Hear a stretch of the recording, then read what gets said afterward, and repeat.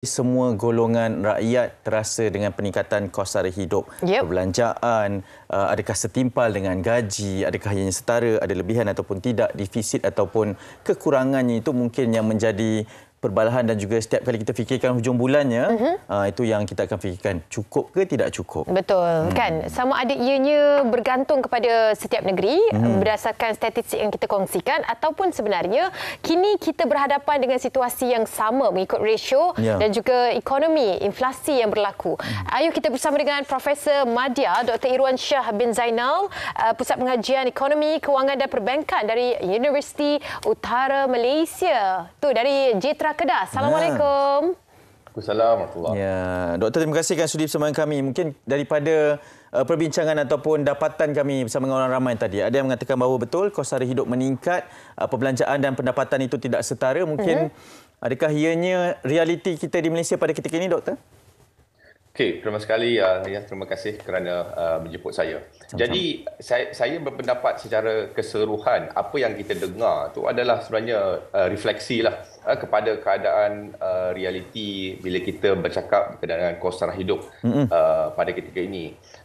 Saya berpendapat bahawa dari segi kos sara hidup ini dia sebenarnya memberi kesan kepada sebenarnya hampir semua pihak dan kita juga perlu faham bahawa apa yang disebutkan ataupun kajian yang dibentangkan ataupun data yang ditujukan tadi itu sebenarnya lebih kepada kawasan bandar-bandar pilihan lah.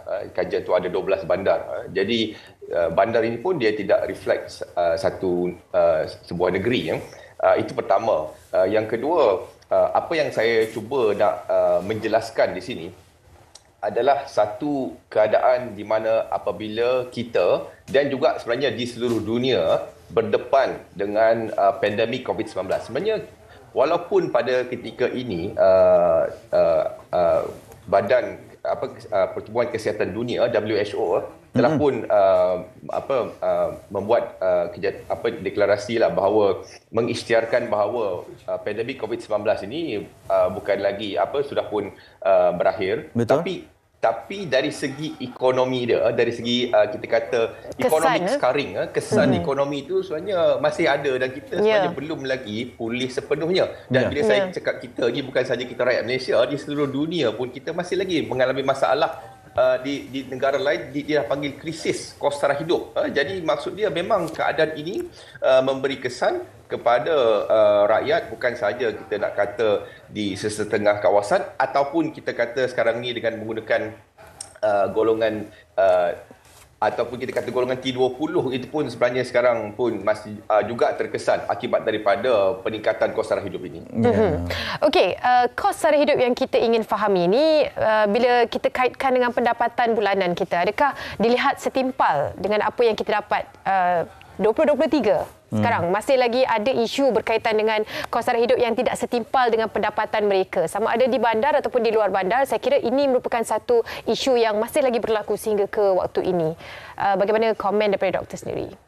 Kalau kita lihat, saya nak petik satu kajian. Ada satu kajian yang buat pada tahun 2016 menunjukkan bahawa salah satu punca utama kos sara hidup di Malaysia pada ketika kajian itu dibuatlah adalah taraf kehidupan. Bila kita kata taraf kehidupan ini, dia melibatkan corak perbelanjaan. Jadi di sinilah kita kata corak perbelanjaan di mana yang kita nak kategorikan sebagai satu bentuk perbelanjaan ataupun barangan dan perkhidmatan yang kita kata sebagai sebuah keperluan ataupun sebuah kehendak. Tapi macam saya katakan, saya nak tekankan di sini pasca, kita nak tengok ni pasca pandemik, sememangnya bukan sahaja isu dari segi taraf kehidupan. Ini juga melibatkan isu dari segi pendapatan. Pendapatan yang memang sudah pun kita kata ada yang mendatar, tidak menaik sudah sekian especially selepas pasca pandemik, dan juga kita tengok ialah ramai yang sudah pun jatuh dari segi klasifikasi kalau kita masih gunalah. Ada yang M40 dah jatuh pergi B40, perniagaan gulung tikar dari segi walaupun kita nampak kalau kita baca dari segi tekanan inflasi lah, kadar inflasi itu kalau kita tengok pada bulan 5, 2.8%.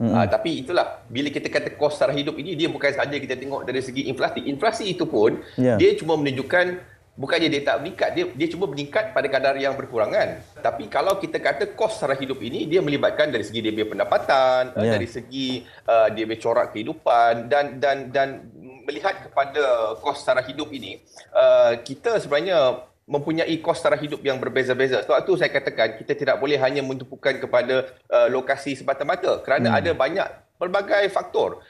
Mungkin kita lihat satu kawasan, kalau kita kata sekarang akibat daripada pasca pandemik ni, masalah makanan ialah makanan yang asas, telur, ayam. Sekali lagi, ini bukannya kita kata isu domestik. Perang di Ukraine itu bukannya salah kerajaan kita ataupun kita nak blame siapa-siapa. Ini masalah yang di luar jangka kita. Jadi bila berlakunya contoh perang di Ukraine itu, memanglah segala input itu meningkat.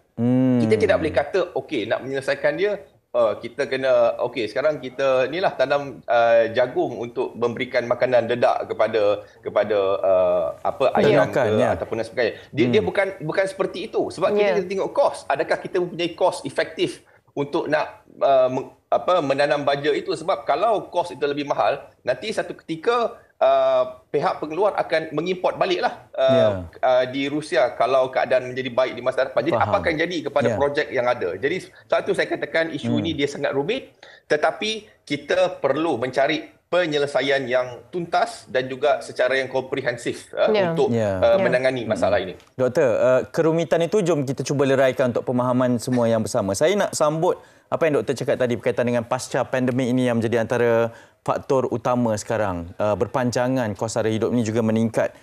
Kita rakyat mungkin kita faham dengan perkara itu, tapi kita mungkin nak tahu penyelesaian itu, langkahnya itu, berapa lama lagi yang boleh diambil untuk kita kembali kuat, kembali pulih daripada pandemik yang menyerang seluruh negara ini, seluruh satu dunia ini, supaya kita boleh seimbang dengan kos sara hidup yang meningkat ni, doktor? Dua perkara lah. Pertama, saya fikir memang kerajaan pun sekarang telah pun melakukan sesuatu. Tapi bagi saya mungkin belum mencukupi lah. Maksudnya perlu ada lagi banyak yang perlu dilakukan. Tapi pada masa yang sama, kita sebagai rakyat juga perlu memainkan peranan lah dalam usaha untuk kita sendiri menangani masalah kos sara hidup ini. So itu saya katakan tadi ada dua perkara. Pertama dari segi pendapatan, yang kedua dari segi taraf kehidupan. Dari segi pendapatan, memang sekarang seperti yang kita dengar tadi itu, betul. Memang dari segi gaji, kita melihat keadaan perniagaan pun ialah macam mana juga perniagaan nak mendapat keuntungan kalau dari segi kos pun sudah meningkat. Jadi ini akan memberi kesan dari segi keuntungan mereka.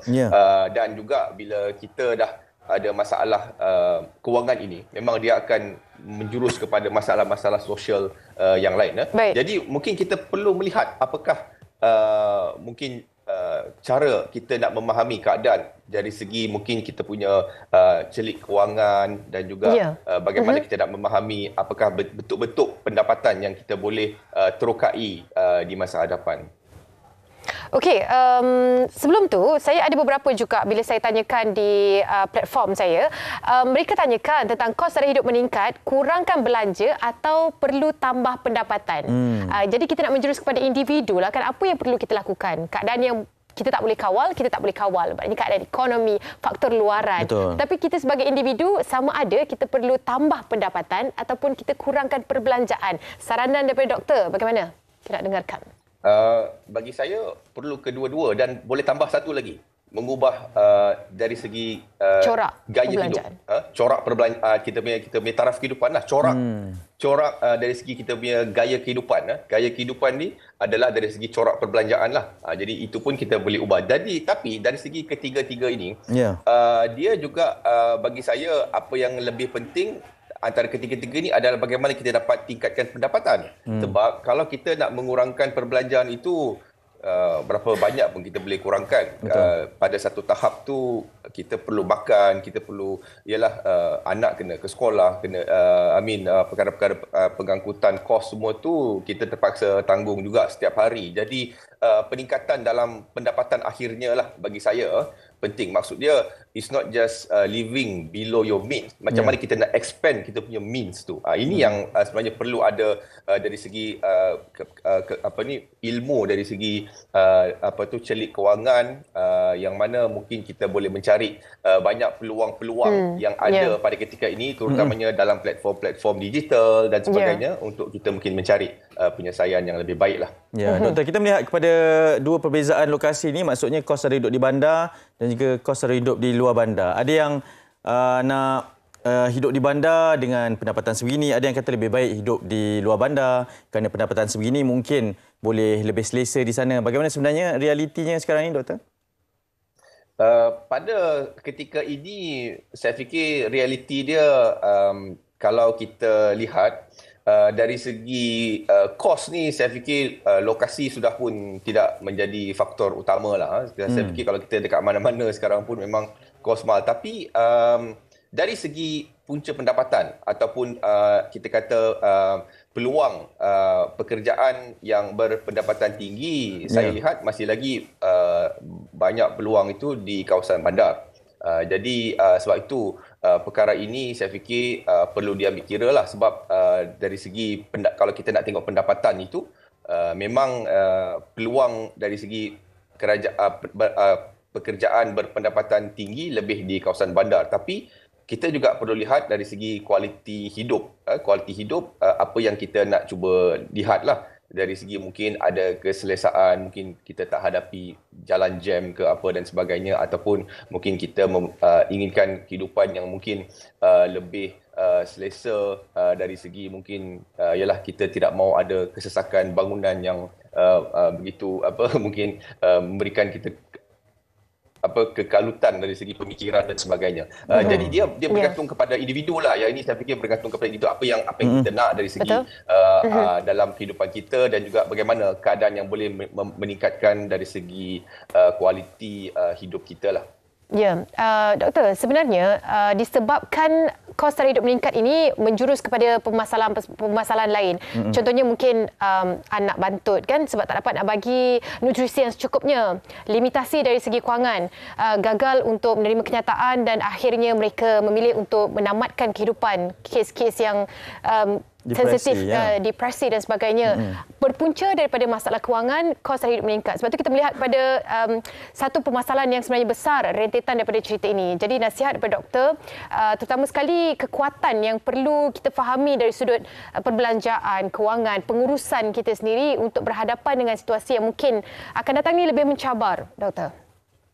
Ya, sebab bila kita kata literasi kewangan ini bukan saja dari segi pendapatan, meningkatkan pendapatan, tapi kita juga tengok dari segi bagaimana kita nak melakukan belanjawan pendapatan kita tu, budgeting. Itu pun penting. Lepas tu kita juga perlu lihat bagaimana kita boleh memastikan kita boleh melakukan satu leveraging dari segi kewangan kita, dan juga informasi kewangan yang berubah-ubah lah.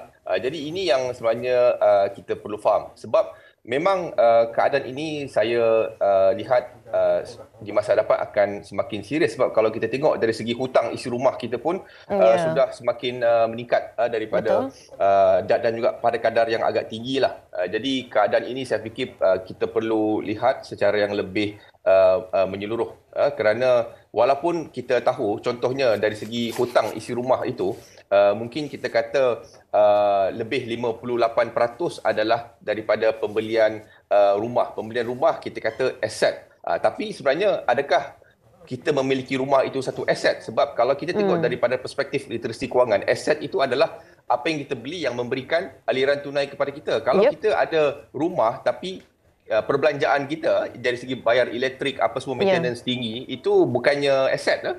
Jadi sama defisit juga lagi. Kalau kita mempunyai hartanah, kita membuat pelaburan.